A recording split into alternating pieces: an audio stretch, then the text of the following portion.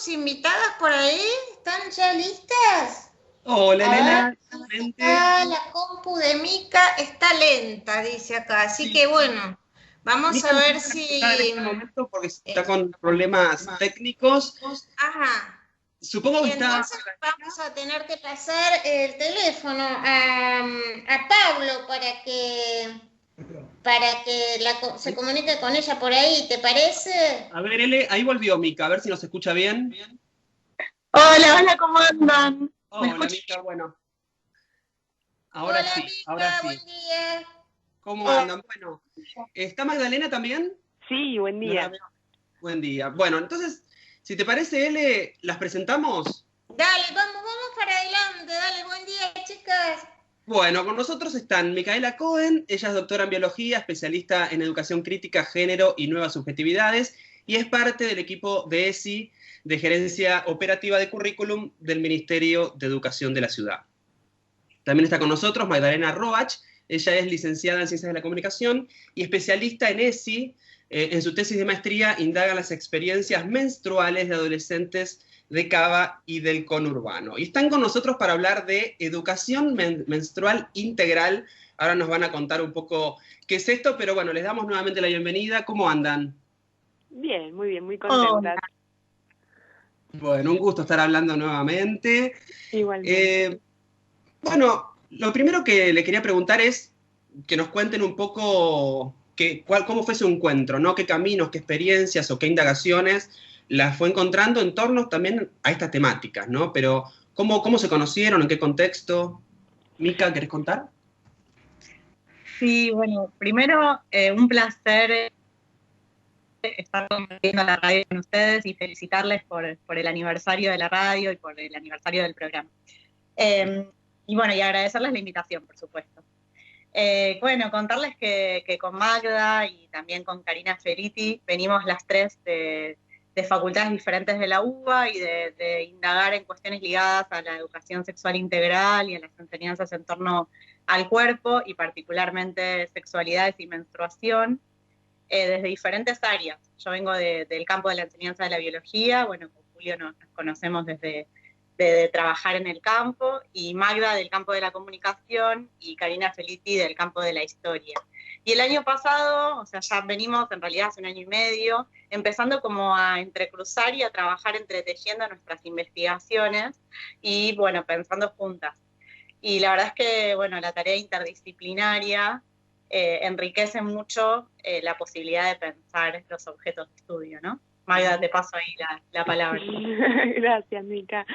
Sí, nosotros sobre todo nos encontramos con esta posibilidad de poder como juntar las miradas de las distintas disciplinas y construir como este objeto, ir como tratando de entender y de construir algo juntas vinculado al ciclo menstrual desde esos diferentes enfoques.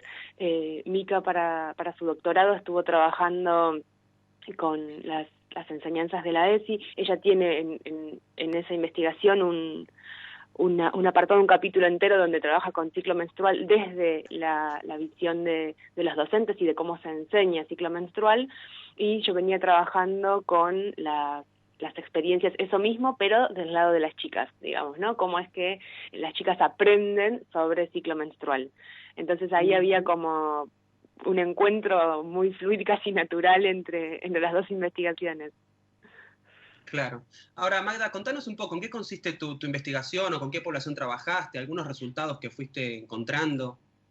Sí, yo trabajé como decías vos, con experiencias menstruales adolescentes. Yo para la investigación, bueno, tuve que hacer por supuesto un recorte. Yo trabajé con entrevistas con chicas de entre 12 y 15 años, son todas chicas cisgénero, de clase media de la ciudad de Buenos Aires y el conurbano bonaerense. En la investigación a mí lo que me interesaba era ver cómo eran las experiencias menstruales de las chicas, pero también por qué se construían de esa manera y no de otra. Entonces lo que propongo en la investigación es hacer un cruce entre esas experiencias y esos relatos de experiencias menstruales con lo que podríamos llamar los discursos sociales sobre la menstruación. O sea, qué se dice sobre la menstruación en la escuela, en los medios de comunicación, ¿no? En los espacios más pedagógicos, bueno, cómo se va cómo se van cruzando esas dos cosas, lo que se dice socialmente sobre la menstruación y lo que les pasa a las chicas en la práctica cotidiana. ¿Y cómo eran esas experiencias y por qué o qué respuesta fuiste hallando a por qué se constituyen de esa manera esas experiencias? Bueno, nosotros lo que me pasaba con estas experiencias era que aparecía, por ejemplo, por un lado, en los discursos escolares sobre la menstruación, un abordaje del ciclo casi exclusivamente hecho desde la perspectiva de la biomedicina, ¿no? Se enseña sobre ciclo menstrual y se enseña sobre los cambios hormonales, sobre un ciclo promedio de 28 días, pero bueno, de hecho me parece que Mica ahí puede como aportar un poquito también porque eso era parte de su investigación, Mica. Sí, estaba pensando en primer lugar cómo la escuela, digamos, de manera preponderante toma al currículum, digamos, a las enseñanzas sobre el cuerpo en clave de currículum explícito en el área de biología o de ciencias naturales, pero sin embargo, la mayoría de las enseñanzas en torno al cuerpo se inscriben en un currículum oculto donde aparecen enseñanzas ligadas al disciplinamiento de los cuerpos, a cómo deben vivirse los procesos, ¿no? Como que la escuela cumple un rol desde lo biopolítico como muy fundamental en nuestra sociedad, ¿no? Que tiene que ver con esto, con cómo entendemos y también cómo entendemos está ligado a cómo vivimos esos procesos. Y particularmente las enseñanzas sobre la menstruación están inscritas en la materia biología o en el área de ciencias naturales, cuando en realidad esos procesos se construyen también de manera social y cultural y política, ¿no? Entonces ahí hay un sesgo que tiene que ver con cómo la escuela reproduce el lugar que la biomedicina ocupa en nuestra sociedad y cómo existen ciertos saberes autorizados para explicar estos procesos corporales. Ahora, Con esto, sí.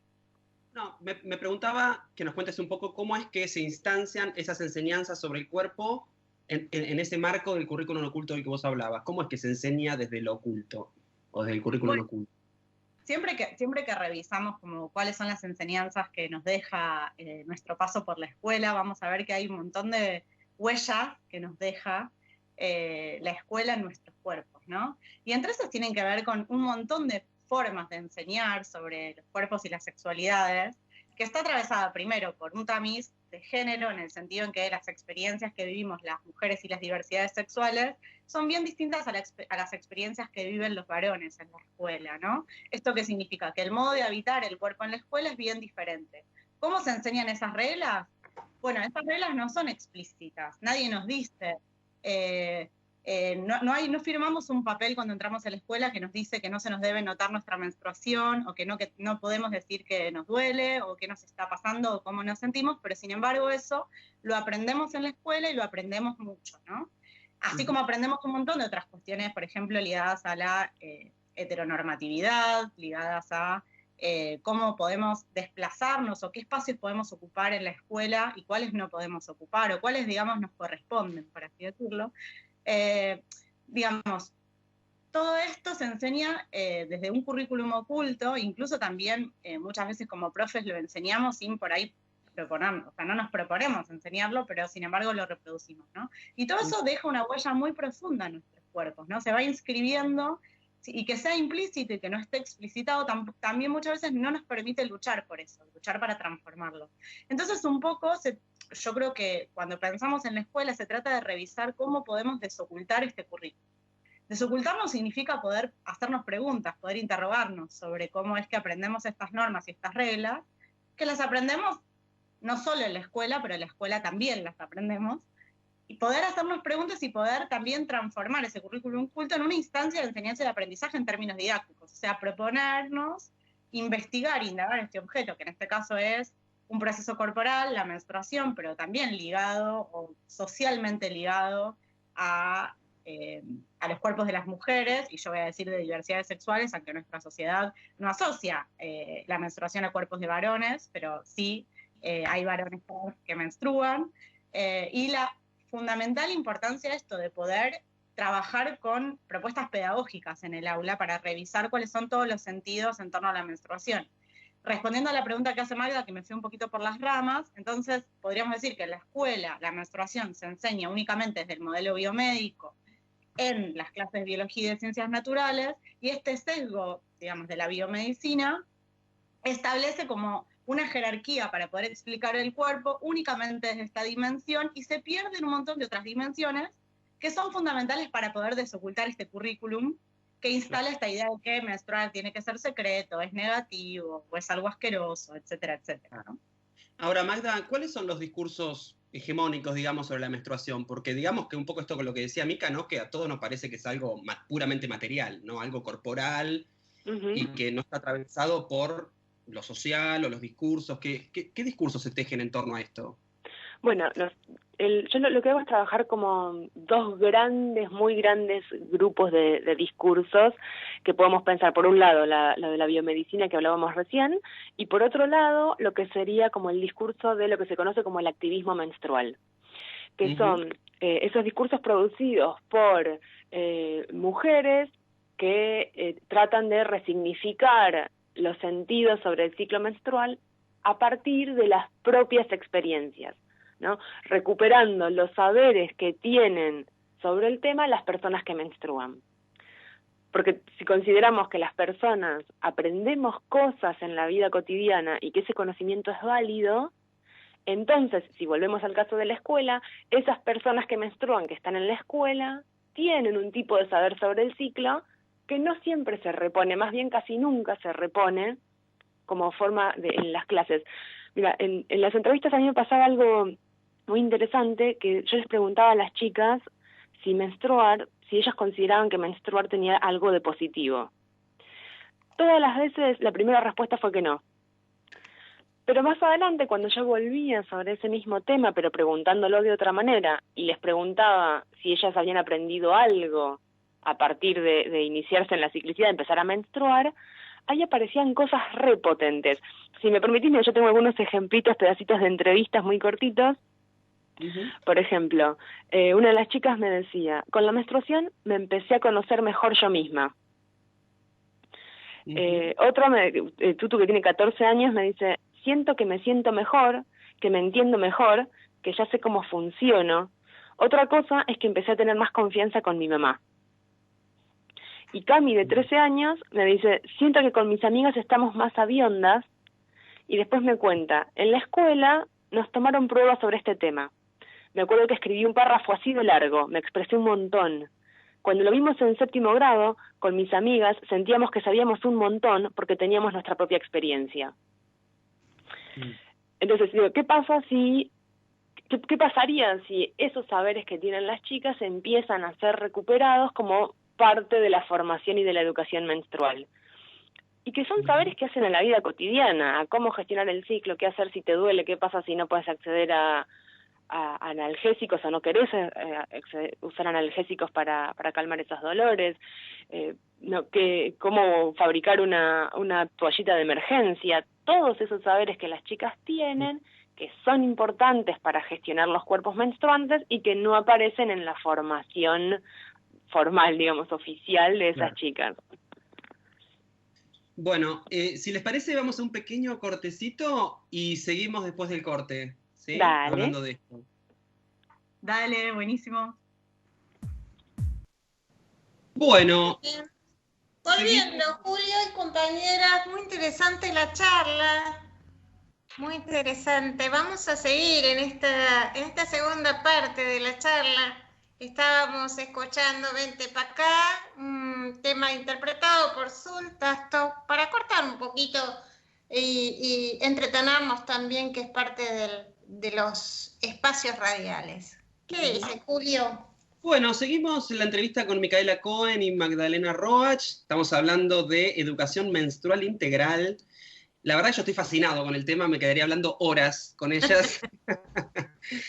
Me parece que aporta un montonazo, porque también pienso cómo las chicas están hablando mucho del tema de la propia experiencia, una experiencia que también es social, que es cultural, y pensaba cómo a veces la ciencia o la enseñanza de las ciencias, o la epistemología en torno a la ciencia, deja poco margen a la propia experiencia en relación a eso, ¿no? Muchas veces el conocimiento es algo como externo, que uno incorpora, sobre todo pensando en las prácticas más tradicionales, ¿no? Me preguntaba, Dani. Sí, Julio, además aportar, ¿no? Por aquí meto un bocadillo que esta conversa que estamos teniendo con Micaela y con Magdalena también nos habilita algo que recién compartían las chicas que tiene que ver con la pregunta, ¿no? Con esto de preguntarnos para desocultar ese diseño que está ahí oculto, estos discursos que están instalados en las escuelas, y entonces me parece interesantísimo para habilitar esa pregunta, ¿no? Y algunas impresiones, o por lo menos algunas expresiones, para mejor decir, como empezar a hablar de cuerpos menstruantes, ¿no? Que me parece súper potente esas concepciones, conceptos, ideas que nos empiezan a despertar, así que está buenísimo. Sí, tomando un poco esto que decía Dani, ¿no? Cuerpos menstruantes. Mica, Magda hablaba de mujeres cis, vos hablaste de varones trans que menstruan. Contanos un poquito sobre eso. Bueno, en primer lugar, como estamos tratando de transformar la idea de que la materialidad del cuerpo tiene que correlacionar con un tipo de identidad o con una vivencia o con una manera de vivir nuestra sexualidad, ¿no? Entonces, se trata de pensar que un cuerpo con útero o un cuerpo con vulva o un cuerpo con pene no necesariamente tiene que sentirse varón o sentirse mujer o gustar de un varón, de una mujer, de una lesbiana, de un gay, de un trans, de una trans, sino que digamos que las experiencias no están ligadas, o sea, no hay una relación directa entre la materialidad del cuerpo y la identidad sexual. Entonces, desarmar esa ecuación, por así decirla, es muy fundamental también y por supuesto en las clases de biología. Esto significa que es súper interesante e importante entender, escuchar nuestros úteros, nuestros cuerpos, pero que no necesariamente hay que leerlos en clave de este patrón cisgénero y heteronormativo, ¿no? Entonces, se trata de pensar que nuestras clases, y acá sí hablo particularmente de lo que pasa con las clases de biología y de ciencias naturales, de poder enseñar fisiología y procesos corporales, si podemos, en diálogos con lo social y con lo político y con la experiencia, que ahí ya se está abriendo el panorama, evidentemente, ¿no? Y al mismo tiempo dejar de identificar esos procesos, o sea, necesariamente hablar de menstruación no implica ni ser mujer, ni tener deseo de maternidad, ni gustar de un varón, ¿no? Como desarmar esa ecuación. Y desarmar esa ecuación es realmente muy potente, porque eso lo que hace es que nosotros estamos dialogando, no estamos hablando de un cuerpo modélico, de un cuerpo ideal, sino que estamos hablando de nuestros cuerpos. De los cuerpos de los pibes y pibas y de los pibes que están en la escuela y de nuestros cuerpos, de los cuerpos de los profes también, de quienes estamos enseñando, que también son cuerpos menstruantes, ¿no? Muchas veces. Entonces, se trata de empezar a hablar de estos cuerpos en plural, que no responden a este modelo. Digamos, la biología típicamente, como cualquier ciencia, tiende como a generar síntesis de información y a proponer modelos. No significa que no haya que enseñarlos, podemos enseñarlos, nos pueden servir para pensar estos modelos, pero hay que enseñarlos como tales, como incompletos, no nos permiten comprender del todo nuestra experiencia. Entonces, bueno, es fundamental poder preguntarnos por qué nuestra sociedad vincula a la menstruación únicamente con el ser mujer, o por qué necesitamos generar esa asociación, y necesariamente empezar a desandar esto que es lo binario, que todo el tiempo estamos pensando en clave dicotómica, ¿no? Y eso en las clases de biología y de ciencias naturales es como muy fuerte, y desarmar eso no tiene que ver únicamente con el contenido de menstruación, sino que va un poco más allá y tiene que ver con cómo pensamos la ciencia, con cómo pensamos la corporalidad y a qué sistema responde también entender así el cuerpo de manera binaria, ¿no? Como que es un proceso complejo, pero que realmente, y ahí sí me meto digamos, con la perspectiva, con el enfoque que nos propone la educación sexual integral, es muy potente salirnos de ahí, es muy potente para dialogar con nuestros estudiantes, para construir un saber que realmente después nos permite que podamos pensar la vida cotidiana, los vínculos, ¿no? Magda. Sí, y pensaba también en esto que decía Mica, y de empezar a desarmar esa asociación de menstruación mujer-madre, pero también al mismo tiempo tener siempre presente que esa experiencia, digamos, y el modo en que se concibe y se construye la menstruación tiene un fuerte anclaje de género. O sea, si la menstruación fue históricamente construida como un evento vergonzante que debería permanecer oculto, tiene que ver también con que son en principio diríamos las mujeres o las identidades que menstruan, ¿no? Sí, nada es tan natural, aparentemente, ¿no? Perdón, nada es tan natural, aparentemente.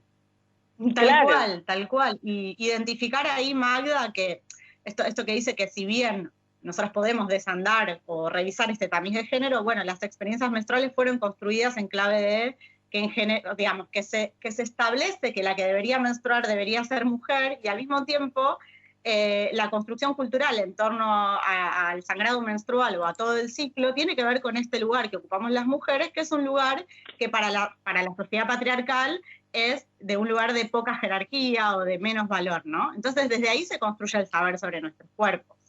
Sí. Justamente lo que nosotros estamos pidiendo desarmar es esta lógica, ¿no? Como... ¿Y esta educación menstrual integral, a quién debería estar dirigida? ¿Solamente a las personas que menstruan? ¿Qué rol cumplirían ahí los varones cisgénero? No, yo creo que definitivamente es urgente empezar a incluir a los varones en esta conversación, no solamente en las clases de las escuelas, que eso desde ya, sino también en las casas, en los vínculos cotidianos. Lo que sucede es que, por ejemplo, en el caso de las escuelas, no hay una respuesta cerrada de cómo hacerlo, no hay una receta de cómo incluir a esos varones. Hay que verlo después al interior de cada grupo, porque siempre puede pasar que las chicas prefieran tener un espacio para sí, digamos, para poder hablar del tema solo entre personas que menstruan y no con otras personas, ¿no? Entonces hay que empezar a ver cómo gestionar después ese momento y esa instancia, pero definitivamente tiene que ser una conversación abierta. Porque eso también es empezar a destruir el estigma, digamos, ¿no? Y el tabú menstrual. Claro. Y que todos estamos implicados también en ese proceso, ¿no? Exacto. Me parece importantísimo el trabajo que están haciendo. Así que, bueno, no sé si quieren agregar algo más. Algo quedó en el tintero. Próximas acciones, ¿qué están pensando? Bueno, nosotros en este momento estamos como muy enfocadas en poder, bueno, seguir trabajando en esto sobre todo, pero también en poder empezar a encontrar espacios de difusión, ¿no? Por eso también estamos como tan contentas de poder estar acá y que nos hayan como habilitado este espacio, porque nos parece súper importante que estos debates y estas reflexiones empiecen a salir del exclusivo círculo académico, ¿no? Para empezar a circular en espacios más amplios y poder incluir más gentes y más voces en esta charla. Sí, central. ¿Mica? Sí, pensaba también en cómo nos está transformando la vida los movimientos feministas y los activismos, y que muchas veces también, bueno, en las familias o en ciertos, en ciertos sectores de nuestra sociedad hay un montón de estos saberes que no son saberes autorizados en la escuela, que circulan y que tienen potencia y que van transformando nuestras vivencias, pero que eso no está democratizado en la escuela. Entonces la importancia de poder repensar el modo en que enseñamos, bueno, el ciclo menstrual y que pensamos nuestras sexualidades en la escuela, tiene un efecto democratizador y de justicia muy potente, ¿no? La posibilidad de revisar estas enseñanzas en la escuela, porque si no, lo que no podemos garantizar es que todos tengan acceso, ¿no? Bueno, Ele, ¿estás por ahí? Sí, qué importante todo esto que están charlando. Yo no sé por qué me remití a mi infancia y a mis tiempos de niña, ¿no? Yo tenía charlas con mi madre, pero qué importante que resulta a tempranas edades poder hablar de esto con chicos, con chicas, con personas que es necesario conversar, no solamente en la escuela, también en las casas, ¿no? Me parece que es fundamental, y para eso creo que hay que tener elementos también, no solamente la propia experiencia, sino otros conocimientos, estos saberes académicos de los que ustedes hablan, que puedan llegar a las escuelas, a los docentes, a los chicos, a las chicas, a los jóvenes, y me parece que no es solamente para el ámbito del nivel secundario, sino también para el nivel primario, ¿verdad? Porque, bueno, es una temática que abarca a niñas, niños de diferentes edades, así que Me alegra mucho que esta temática pudiésemos charlar acá en Sintonía Educar, porque hay pocos ámbitos donde poder difundir estos temas, no solamente vinculados a la educación sexual integral, sino también a través de lo que se va descubriendo, lo que se va investigando y los trabajos que ustedes realizan. Así que me parece valiosísimo y yo les quiero agradecer especialmente a ustedes, también a Julio, que hayan estado acá en Sintonía Educar para comentar estos temas y bueno, vamos a seguir como vamos pudiendo en sintonía, trayéndolas acá a este espacio radial. Gracias. Muchísimas gracias. Muchas gracias. Un placer. A ustedes. Un beso grande, gracias. Beso, gracias. Gracias. Y vamos al temita. Con Pablito Guardia acá, Cacho Tirao, la boliviana. ¿Vamos a escucharlo?